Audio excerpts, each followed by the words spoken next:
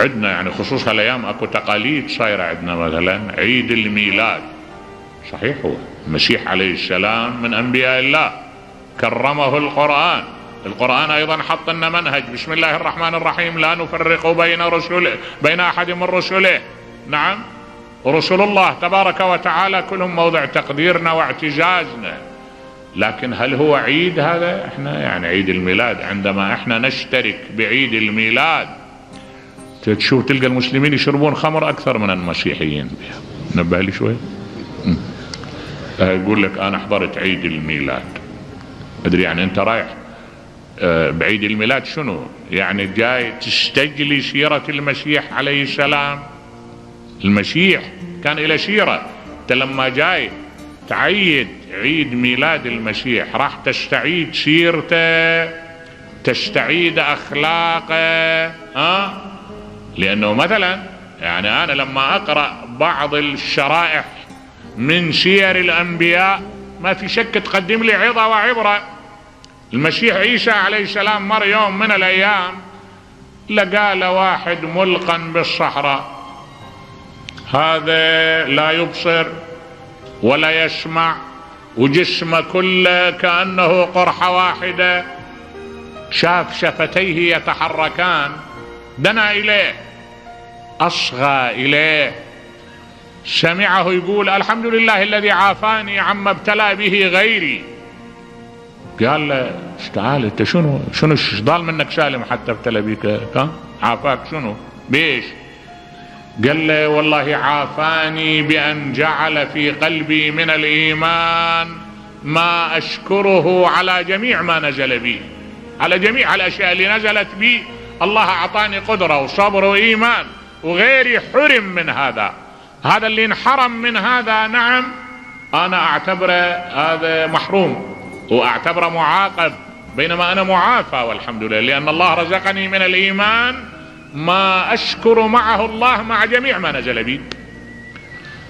يقول عيسى اهتز من هالموقف الأخلاقي الرائع هذا، اهتز له من أعماقه. قال له هل في نفسك شيء، أكو حاجة أقدر أقضيها إليك؟ قال له إيه والله عندي حاجة. قال له ما هي؟ قال له أنا عندي ابني يوميا يتعاهدني بالطعام والشراب، إلى 6 أيام ما إجاني، ما في شيء وما أعرف شنو قصته، لو تبحث لي عنه. ذهب عيسى عليه السلام قليلا ورجع شاف ابنه قد أنحت عليه الذئاب فأكلته، فإجا إلى هذا العبد الصالح جلس عنده، قاعد يما قام يمهد له شوية، يريد يخفف عليه وقع المصيبة، يمهد له حتى يخبره. قال له ادخل في صلب الموضوع، احكي لي وين لقيت الولد او لا؟ قال له لا والله القصة هكذا. يقول رفع رأسه باتجاه السماء قال الحمد لله الذي لم يبق في قلبي من هذه الدنيا حسرة، انا كنت يعني متمسك بالبقاء بالدنيا على حساب الولد، لما راح ما ظل عندي بعد، اللهم اذا شئت يقول فاضت روحه.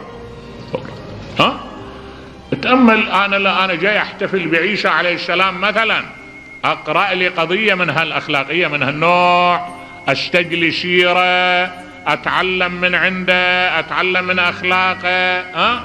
ومرة لا ولا جاي احتفل بالاعياد، والاحتفال بالاعياد من هذا النمط اللي تشوفه يعني، ويا ريت الامر يقتصر على الرجال دون النساء. لا الان عندنا تقاليد ان هذا لما يطلع يكون عائلته ياخذها وياه.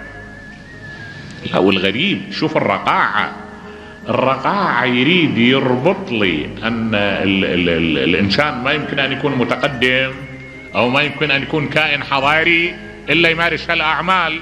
شيء يقول له شنو علاقة الحضارة بهاي؟ ما شنو علاقة الحضارة؟ ارجوك، هاي مسألة ترتبط بقيم، القيم اللي احنا نعيش بيها. المفروض احنا مسلمين عندنا قيمة اسمها قيمة العرض، الكرامة.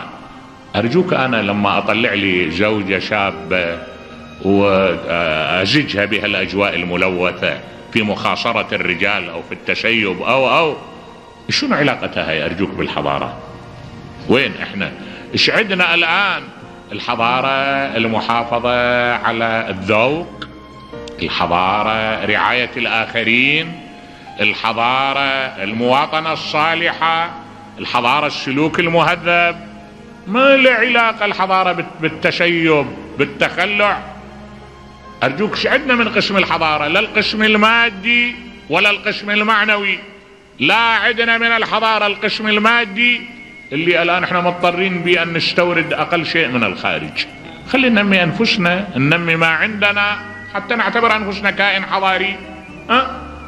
فالبعض يقول أن الزور هو هذا، الذين لا يشهدون الزور، يعني هالأعياد هالمناسبات. أكو مناسبات ما لها علاقة أفرض بعيد مناسبات قومية مثلا، لكنها يكثر بها الاختلاط ويكثر بها نمط من أنماط الانحلال.